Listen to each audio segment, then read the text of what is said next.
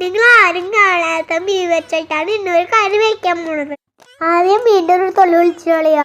അതിനുശേഷം ചെറിയ ചെറിയ പീസാക്കി കട്ട് ചെയ്ത് മാറ്റി വയ്ക്കുക.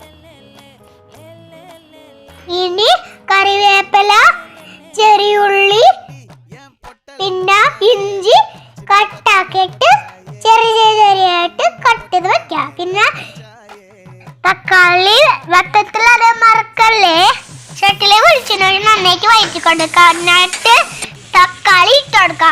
എന്നിട്ട് മഞ്ഞപ്പൊടി, മുളക് പൊടി ഇട്ട് കൊടുക്കുക. എന്നിട്ട് നന്നായിട്ട് വഴറ്റി എടുക്കുക. എന്നിട്ട് പുളി ഇടുക, നന്നായിട്ട് വഴറ്റി എടുക്കുക. എന്നിട്ടാണ് ഇനി ഉപ്പിടാൻ മറക്കല്ലേ. ഉപ്പിടാത്ത മീനിന് ഒരു രസം ഉണ്ടാവുമല്ലോ കേട്ടോ.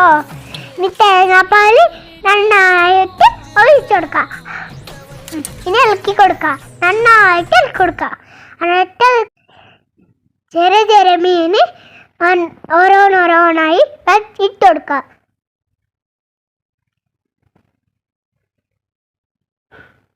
നല്ലോണം തട്ടിപ്പൊട്ട് വെക്കുക.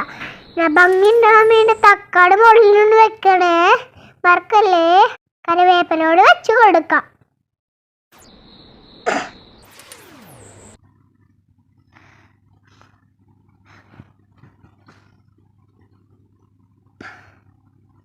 മീൻകറി നന്നായിട്ട് അഴിച്ചു വന്നിട്ടുണ്ടേ.